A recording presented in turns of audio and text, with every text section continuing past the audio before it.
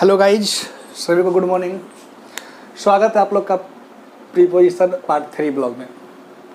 देखिए, आज education blog preposition part 3 हम लोग देखने वाले हैं, जिसमें between, among, amongst, amid, amidst का चर्चा करने वाले हैं। देखिए, प्रीपोजिशन में ये पार्ट जो है ना, वो एक दूसरे के ठीक कॉम्पिटिटर है, एक दूसरे के स्थान पर जो है ना आने के लिए इंटरेस्टेड होते हैं, आने के लिए है ना खड़े ही रहते हैं। आपका ध्यान हल्का सा भटकेगा, तुरंत कोई ना कोई आपको आकर जो है ना आपका कॉमन एरर आपको जो है वो करवा देगा। तो ध्यान देने योग्य बात इसमें क्या है, देखिए बिटवीन का प्रयोग सिर्फ और सिर्फ दो के बीच में, सिर्फ और सिर्फ दो के बीच में, ठीक है। Ram is sitting between Radha and Mohan. तो ध्यान देंगे, दो के बीच में हो, राम, राधा और मोहन के बीच में, राधा और मोहन के बीच में, दो के बीच में है, तो इस अवस्था को दर्शाने के लिए बिटवीन का प्रयोग करना है।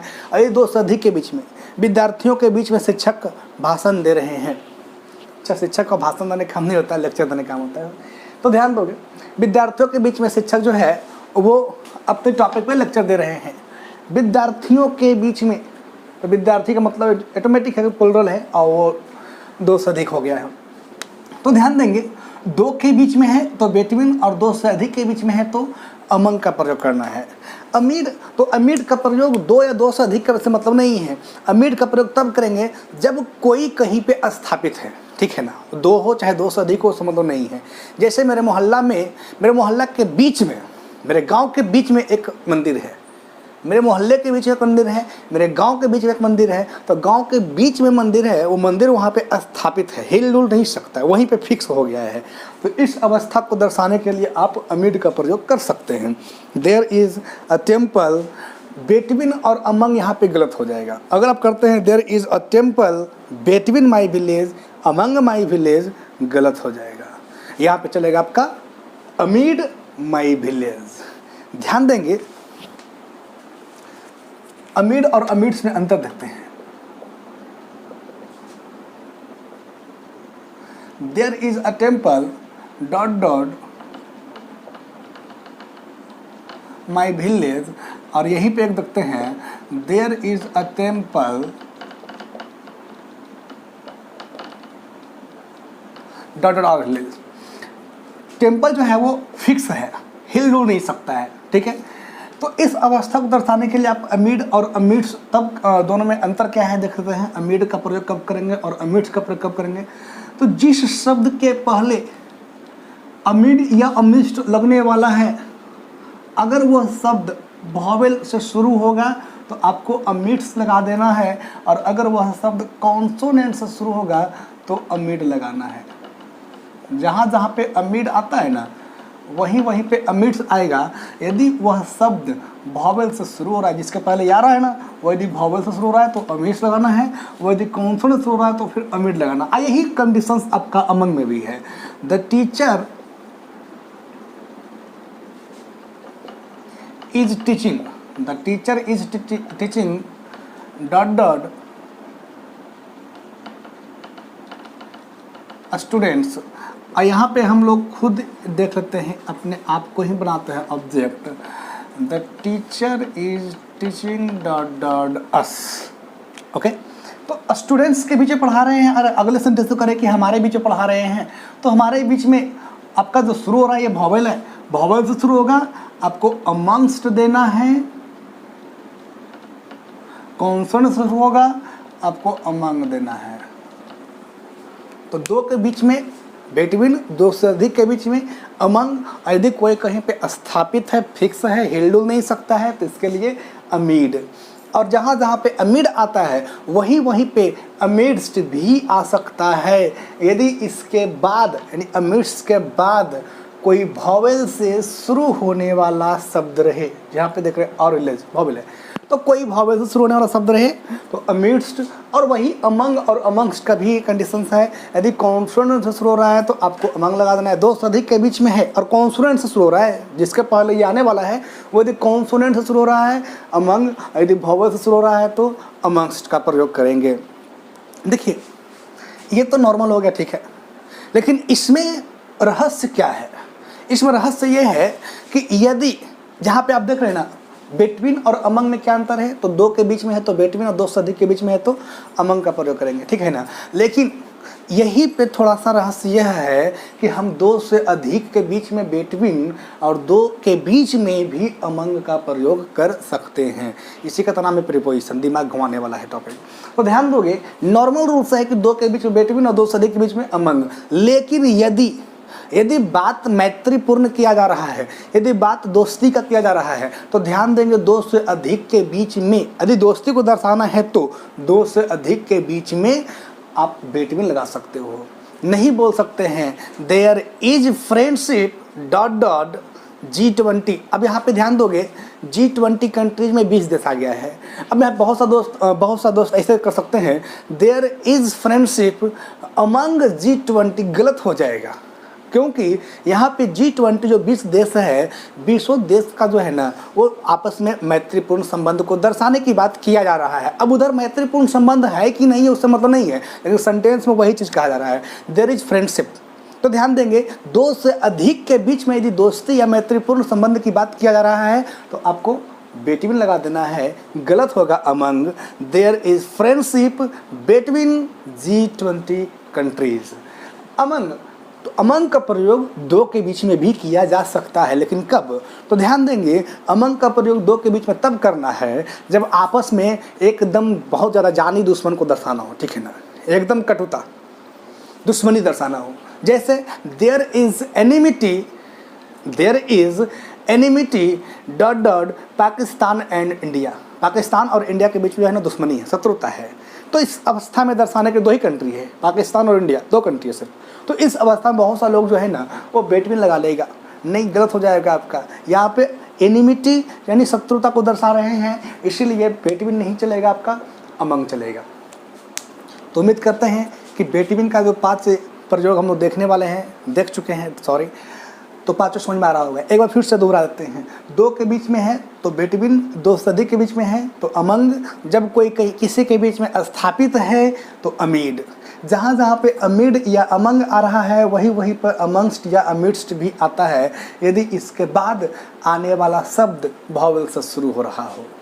बिटवीन अमंग फिर से टकराया है कि यहाँ पे कहना था बिटवीन का कि 2 और अमंग का कहना था 2 से अधिक, मैंने मोर देन 2। तो ध्यान दोगे 2 से अधिक में बिटवीन भी जाके हस्तक्षेप कर लेता है और 2 के बीच में अमंग भी हस्तक्षेप कर लेता है। अगर शत्रुता दर्शाना है 2 के बीच में, सिर्फ 2 के बीच में, तो 2 के बीच में चलना चाहिए था बिटवीन, लेकिन शत्रुता दर्शाने के लिए अमंग आएगा। और 2 से अधिक में चलना चाहिए था अमंग, लेकिन दोस्ती यानी मैत्रीपूर्ण संबंध को दर्शाने के लिए 2 से अधिक में भी बिटवीन का प्रयोग करते हैं।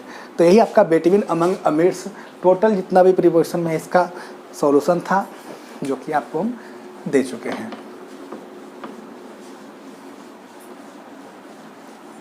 देखिए अगला क्या प्रीपोजिशन है, अगला हम लोग देखने वाले हैं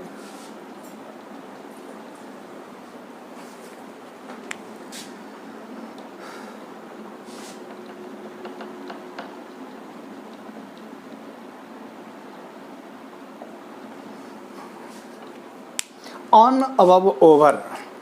यानी जब कोई किसी के ऊपर हो तो आप इंग्लिश में प्रीपोजिशन में 3 व्यवस्था ऑन अबव ओवर में से किसी एक को लगा सकते हैं कि कब आएगा ऑन, कब आएगा ओवर, कब आएगा अबव। तो ध्यान देंगे यदि कोई किसी के ऊपर हो और उसके स्पर्श में भी नो मैटर, हिल रहा है, डोल रहा है, स्थितिक ऊर्जा में गतिज कर रहा है, कोई मैटर नहीं है, कोई किसी के ऊपर है और स्पर्श में है ना, तो आप ऑन का प्रयोग करना है, ठीक है ना।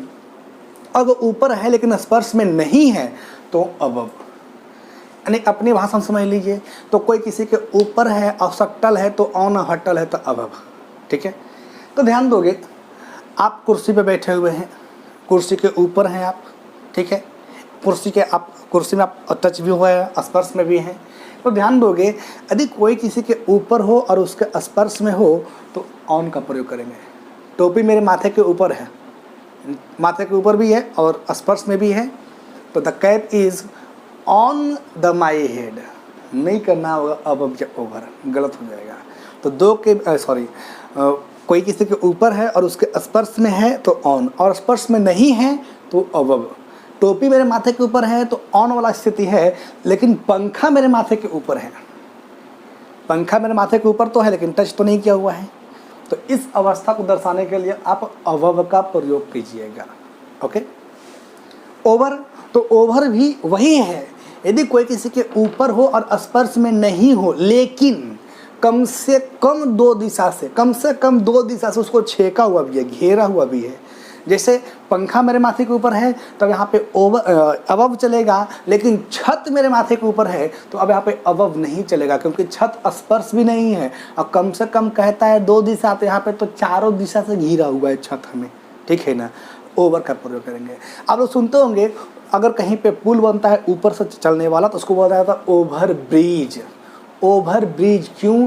क्योंकि जिसके जैसे अगर रेलवे फाटक के जो रेलवे का जो पटरी है उसके ऊपर बनता है तो बोलता है ओवर ब्रिज, ठीक है। तो ओवर ब्रिज क्यों? क्योंकि वो रेलवे के पटरी के ऊपर भी है, ठीक है, और उसको दो दिशा से कवर भी किया हुआ है, तो छेकाव भी है दो दिशा से। तो ध्यान दोगे, यदि कोई किसी के ऊपर हो और सट्टल है तो ऑन, यानी कि स्पर्श किया हुआ है तो ऑन, और अगर स्पर्श नहीं किया हुआ है यानी हट्टल है तो अवयव, और हटलो है और दो दिशा से घेरले भी है तब कम से कम दो दिशा, चारों दिशा हो तो अति उत्तम है, लेकिन कम से कम दो दिशा से घिरा हुआ है तो ओवर का प्रयोग करना है। उम्मीद करते हैं कि समझ में आ रहा होगा। स्क्रीन पर इसका एग्जाम्पल हम देते हैं, आप देखिए क्या करेंगे। हालांकि हम जो है ना आंसर भी इसी में दे देंगे और आंसर आप कमेंट कर सकते हैं। देखिए इसी का ठीक अपोनेंट है, ऑन का अपोनेंट है बीनीथ,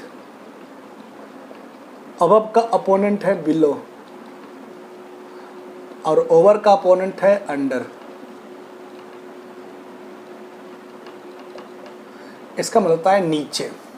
तो जब कोई किसी के नीचे हो तो बीनीथ, बिलो, अंडर का प्रयोग कर सकते हैं, सेम कंडीशन से है। देखिए अगर कोई किसी के नीचे हो और उसके स्पर्श में है तो बीनीथ का प्रयोग करना है, ठीक है। जैसे अब यहाँ पे एक सेंटेंस आता है, हम बोल रहे हैं, हम लोग अपनी भाषा में देख लेते हैं, हम लोग क्या है ना कि जैसे हम लोग ग्रामीण परिवेश में देखते हैं कि बिल्कुल शुद्ध हिंदी में बोलेगा भी तो उसमें भी ऐसा वर्ड बोलता है ना कि उसका जो है ना गूगल डिक्शनरी भी जो है वो नहीं कर पाता है उसका सॉल्यूशन। जैसे मैं चादर ओढ़ कर सोता हूँ, तो मैं चादर ओढ़ कर सोता हूँ, अब यहाँ पर ओढ़ना के मीनिंग मारते रहिए, सर्च मारते रहिए, मिलता नहीं है। तो चादर ओढ़ के सोता हूँ, इसका मतलब क्या हुआ कि चादर के नीचे सोता हूँ, ठीक है ना। आपके ऊपर चादर होता है, आप चादर के नीचे होते हैं, चादर के नीचे होता है तो सटल की हट्टल, चादर में सटल मतलब स्पर्श में रहते हैं, ठीक है ना। तो ध्यान देंगे अगर कोई किसी के नीचे हो और उसके स्पर्श में हो तो बीनीथ का प्रयोग करना है, ओके। अगर किसी के नीचे हो और स्पर्श में नहीं हो, जैसे पंखे के नीचे हम लोग बैठे हुए हैं, तो पंखा के नीचे लोग बैठे हुए हैं तो पंखा में टच है कि पंखा में टच नहीं है। पंखा में टच हो जाएगा तब पता है झकुरुआ पकड़ के हिला देगा, ठीक है ना, मतलब बाल, झकुरा मीन्स हेयर। तो ध्यान देंगे अगर कोई किसी के नीचे हो और उसके स्पर्श में भी हो तो बीनीथ, स्पर्श में नहीं हो तो बिलो, और स्पर्श में तो नहीं हो लेकिन कम से कम दो दिशा से घिराया वो भी है तो आपका चलेगा अंडर, ठीक है ना। जैसे अब बोल रहे हैं यहाँ पे लड़का पेड़ के नीचे खड़ा है, एग्जाम्पल जा रहा होगा स्क्रीन पे। अब इसमें ध्यान दोगे लड़का पेड़ के नीचे खड़ा है, अब यहाँ पे क्या देंगे, अब निचोड़ है कि पेड़ के नीचे खड़ा है तो पेड़ उसको एक तो पीछे से, नहीं उसका जो तना है उसको पीछे से छेका हुआ है, और ऊपर भी जो है ना उसका जो शाखा है इधर उधर फैला हुआ है, कि ऊपर भी एक तो इधर से छेका हुआ है, लड़का यहाँ पे खड़ा है और यहाँ पे पेड़ भी है तो पेड़ उसको पीछे से भी छेका हुआ है और ऊपर से भी छेका हुआ है। तो इस अवस्था में यहाँ पे लड़का जो है ना खड़ा है तो लड़का पेड़ के नीचे भी है और कम से कम दो दिशा से घिरा हुआ भी है, तो इस अवस्था में अब क्या इस्लाम है तो चलेगा अंडर। तो ध्यान देंगे कोई किसी के ऊपर हो और सटल है तो ऑन, और नीचे है और सटल है तो बीनीथ। ऊपर है और हटल है तो अवयव, और नीचे है और हटल है तो बिलो। ऊपर है और हटलो है लेकिन कम से कम दो दिशा से घेराल है तो ओवर, और यही कंडीशन से नीचे है तो अंडर। तो यहाँ पे 6 क्या हुआ, तो यहाँ पे 6 प्रीपोजिशन हम लोग देख चुके हैं और उम्मीद करते हैं कि आप समझ गए होंगे।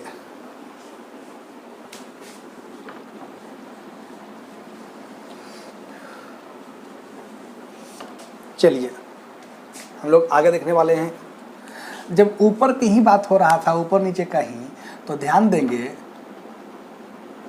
एक प्रीपोजिशन है ऊपर के लिए ही अप, एक है अप ऑन, एक है अप टू, ओके, और इसका अपोनेंट थोड़े नीचे होगा तो हो जाएगा डाउन। यदि ऊपर नीचे की बात हो रही थी अभी, तो देख लेते हैं। ध्यान दोगे अप, अप ऑन और अप टू भी ऊपर को ही दर्शाता है, लेकिन ध्यान दोगे इसमें अंतर क्या है। तो उधर जो था ना वो ऊपर था और सटल था, यहाँ पे ये था, ठीक है ना।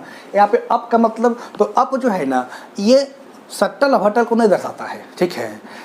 अप जो है वो नीचे से ऊपर की ओर गति दर्शाता है। नीचे से ऊपर की ओर गति केवल है, ठीक है ना, कोई लक्ष्य नहीं है, कहाँ जाना नहीं जाना, केवल नीचे से ऊपर जा रहे हैं, ठीक है। जैसे आप पेड़ के ऊपर चढ़ रहे हो, पेड़ पर चढ़ रहे हो, तो you are climbing on the tree गलत हो जाएगा अप, क्योंकि आप नीचे से ऊपर जा तो रहे, लेकिन ऊपर कहाँ जाके कहाँ जाएगा, कोई उसका ये है, पेड़ पर रहना है, कहीं पे कोई लक्ष्य तो नहीं है।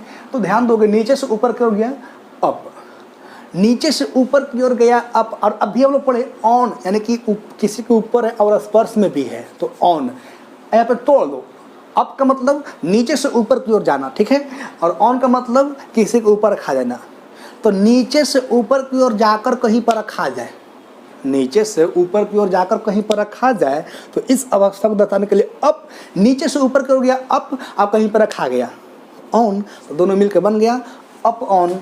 जैसे शेर, शेर जो है वो हिरन पर कूद पड़ा, तो शेर हिरन पे कूद पड़ा। अब मान लीजिए ये ज़मीन है, यहाँ पे हिरन है, यहाँ पे शेर था, तो शेर हिरन पे कूद पड़ा, तो शेर छलांग लगाया होगा तो नीचे से ऊपर गया होगा, ठीक है। और हिरन के ऊपर जो है, हिरन के बगल में नहीं कूदा होगा, बगल में कूदता हिरन भाग जाता है, तो नीचे से ऊपर गया, इसके लिए अप, और हिरन के ऊपर कूद गया ऑन।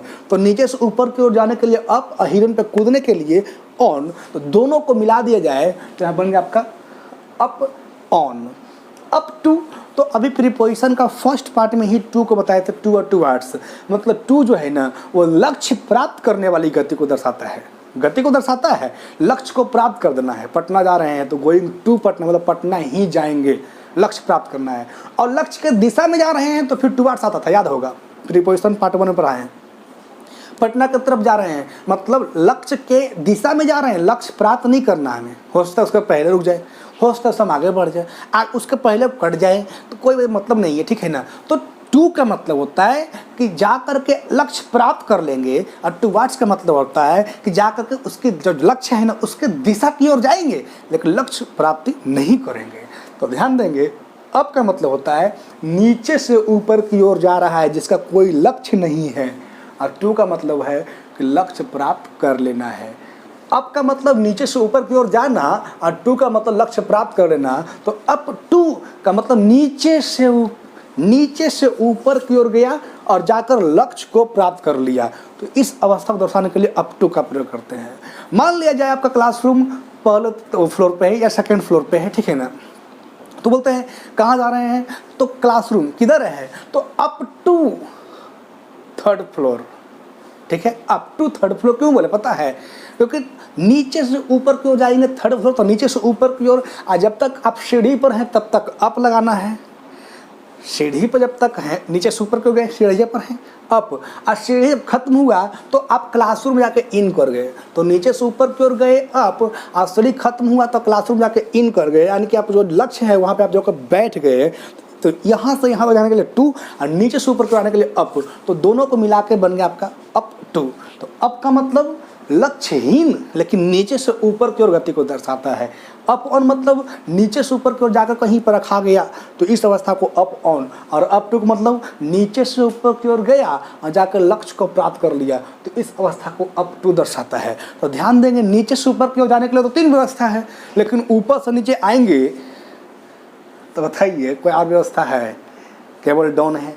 जैसे हम नीचे से ऊपर की ओर जा करके और सीढ़ी पर जब तक खड़ा है तब लक्ष्य प्राप्त नहीं किए हैं ना, हम अप टू लगाना है, क्लासरूम जा रहे हैं तो अप टू तो लगा देंगे, लेकिन हम सीढ़ी, जब तक हम सीढ़ी पर रहना है, ठीक है ना, क्लासरूम नहीं गए तो फिर हाँ ऐसा होता है। हम लोग पटना में जब पढ़ते थे, टीचर के पास नाम नहीं बता देंगे, हालांकि जो पढ़े होंगे वो पहचान, खाली हम बताते पहचान जाएंगे।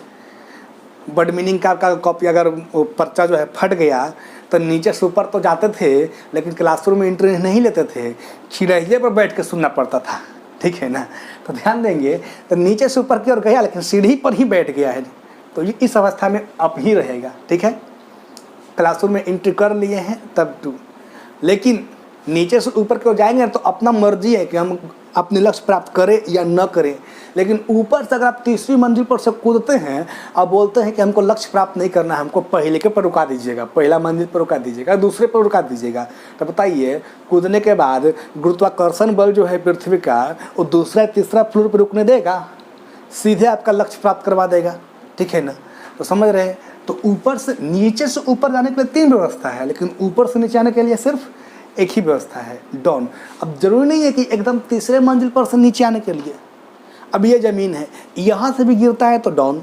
जैसे बहुत एक क्वेश्चन आपका जो है ना बहुत सा तैरते रहता है, वह रिक्शा से गिर गई, वह रिक्शा से गिर गई, ये तो हम हिंदी बोल दिए, लेकिन कई एक बार हम एग्जाम में देखें उसका she fail dot dot the rickshaw रहेगा। ठीक है ना? और ऑप्शन में आपका 3-4 रहेगा, डाउन डाउन डाउन टू या ठीक है ना बीनीथ बिलो, इस तरह से। तो ध्यान देंगे बीनीथ बिलो जो है ना वो नीचे रहता है, गति को नहीं दर्शाता है। ऊपर से नीचे की ओर गति को दर्शाना है ना तो एक ही व्यवस्था है, डाउन। तो वो रिक्शा से गिर गई, देखिए सीन पे, और क्या भरना है भरिए।